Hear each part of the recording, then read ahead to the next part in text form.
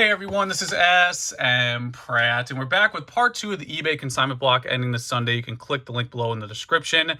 I underestimated how many cards we had to go through, so I'm going to make this a part 2. I didn't want to rush through everything. We still have about 20-ish, 30 cards to look at, starting with this guy right here, a 1999 base set Venusaur, needs no introduction. What's unique about this is it's a Psa10 grade, so that means this is the highest possible grade for the card. And the case is also signed by Arita, which you can see there. As I mentioned in the previous video, there isn't a designation here because it is a case signature. So if that's something you're into, this is the option. I know there are people who want the fully optimized answer of, you know, highest grade with the signature. And there you go. We're going to put them in the background because that's a nice piece.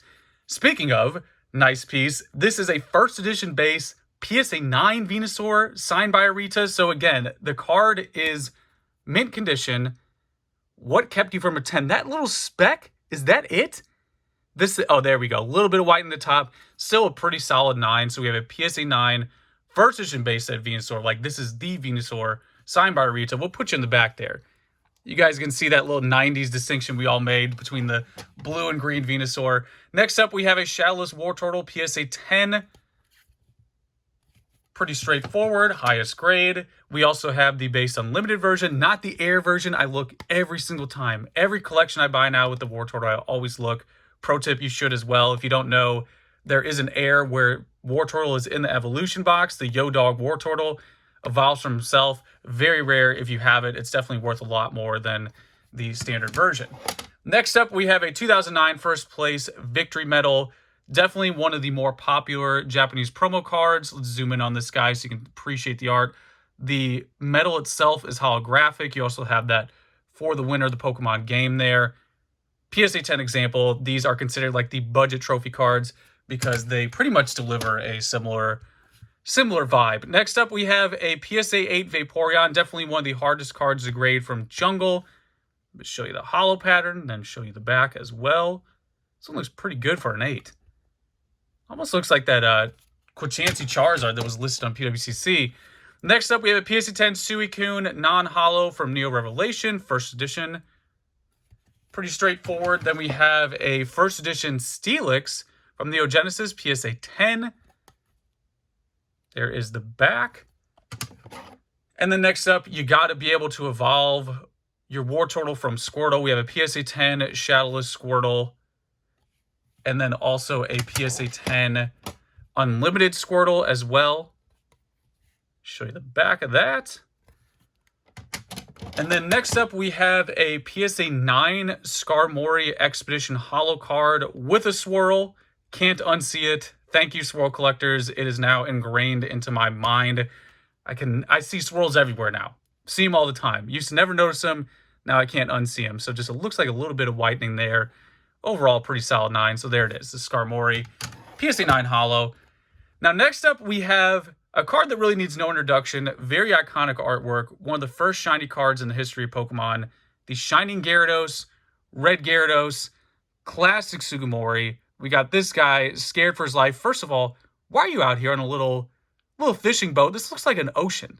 Like, what is this? What are the life choices? Did you just survive Titanic and then you ran into this? You just had a bad day? Why are you this far out into the ocean with that tiny boat? But nonetheless, this is the Shining Charizard Psa10 card. Do we have a swirl there? We have a lot of holo going on. And there is the back as well. Now, don't worry. You have options this round. If for some reason you don't like that cert number or you don't like the holo pattern, you have another Psa10 Shining Charizard. So that you get a little 2-for-1 action going on here this round. You have options. Again, like with the Blaine's Charizard from the other video, if you want, you know, maybe one has better centering or there's something, you know, that you prefer condition-wise, you have that option. We'll do a little side-by-side so you can see both of them. So there we go. We have 2 Psa10 Shining Gyarados cards going in auction. Now, next up, we have another Shining card. Going to keep that theme going with the Psa10 Shining Mew. This is like insane holo. Like, look at that. You got holo from the top to the bottom, like from the tippy top corner all the way down to the bottom. This thing was only given out in Japan, never released in English. You can see a little snapshot of the information right there. 2001 Shining Mew Koro promo. highest grade, and that grade doesn't come easy. This is a really tough card to grade. I probably graded, no exaggeration, somewhere between 80 to 100 of this. I remember back in the day, I bought like a 50 to 60 card lot of just Shining Mew. Graded all of them, not a single 10. All 8s and 9s. So this is a very difficult card to grade. Centering issues, whitening issues. I would say God tier popularity, in my opinion. One of those cards that I bought when I first got back into the hobby. So there it is. PSA 10, Shining Mew. Got Shining Hollow everywhere. Next up, we're going to keep the Shining theme going. We have a PSA 10 Shining Charizard. This is the Neo Destiny Shining. It's cool. Let's do a little contrast real quick. It's cool to see the evolution of Shining cards, because in the beginning, it was just a normal art with the hollow pattern. And then with Neo Destiny, they change it up with that texture, which is what you're going to get today. You know, if you open up a shiny V-Box, that's what you're going to get. So I really like this texture. I think most people prefer the textured shinies. But again, this one is the purple shiny. That's what he was back in the day. Then he went black in Gen 3. So he was purple back then when this was released. This is also the highest possible grade. Just show you the back real quick. So there you go. PSA 10 Shining Charizard really needs no introduction. Let's put him in the back there. Got to flex these. Put the shiny cards back here so you guys appreciate them. There we go.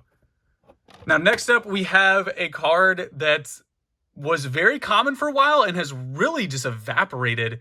You could buy this guy in like stacks of 50 back in the day, and you can't anymore. So this is a card that was always very popular, not too rare. I would put it in that Ancient Mew category in that there's always supply out there, but it's very popular. It's red from the game, Pikachu. That is a Ken Sugimori drawing.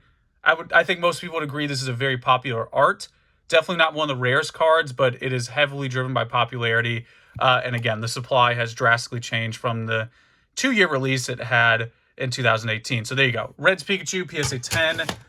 Next up, we have a first edition Raikou, PSA 10 from Neo Revelation. This is the non-holo version. I actually think it's cool how they did a different art entirely in Neo Revelation. So this is completely different from the holo card. Now, next up, we have an interesting Pikachu. So this one is the Autumn Battle Road prize card. So if we go to the bottom here, you can look it up on Bulbapedia, 113/PCG promo. That is the promo era. So if you do collect Japanese promos, what this really does for you, it's kind of a subset. You have PCG, ADV, DP, DPT, you have LP. All of those are like an era in Pokemon. And what's interesting is like the XY era, Sword and Shield, Sun and Moon, you can see how popular the hobby was because they had so many cards. But this is one of the PCG promos. It's a Battle Road prize card, graded PSA 9. There is one with a gold stamp. This one lacks a stamp. And this, again, is just a numbered PCG promo given out to the contestants at the Battle Road tournament in 2005 in Japan. Next up, we have a couple other Pikachu cards. We have the Yellow Cheek Shadowless Pikachu. This one does look like the CD promo. We could do a little contrast here. Yes, we do have the red cheek going as well, but you see how it's a little bit faded, kind of like a base 2000 coloration on this one. What that usually indicates is this was given out in Japan, actually, through the CD release. You did get a Shadowless Pikachu. The ink is a little bit different than what you would get in the theme deck. So there you go. That is a PSA 10 example. Yellow Cheek Shadowless Pikachu. And this is the Red Cheek Shadowless Pikachu, the iconic Red Cheek, the one that Logan Paul never got. This is the Pikachu for me. Like, this is it. Like, this is peak Pikachu for sure. PSA 10 example. This one, for people who don't know, you only get in the packs, where the yellow one you only get in the decks. I think it's kind of cool how they did that with Shadowless, but there it is. Red Cheek Pikachu. We'll put you in the back, Pikachu. Let's try to put you there next to Venusaur. There you go. And now next up, we have another Arita signed card. This is a PSA 10 Moltres. This is the non-holo version. You can see the case is also signed by Arita. Just show you the back as well. Pretty self-explanatory, just like the Venusaurs. The card is actually graded, and then the signature is on the outside of the case. And here are the end of the trios. Earlier in the first video, we had Articuno. Now we have Moltres, PSA 10 movie promo. Then we have the Zapdos, PSA 10 movie promo as well. Very popular cards. Pretty self-explanatory. Black Star promos. And then last but not least, we have the Here Comes Team Rocket card. This is the holo one. I don't know if anyone else notices this. See that little hollow shift? I think that's on all of them. It's not aligned with the R. But there you go. That is the Here Comes Team Rocket first edition holo card. Original.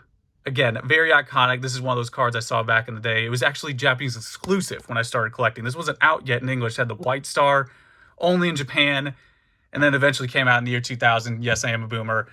There you go. So that's everything, guys. Again, this is part 2 of the auctions going this Sunday.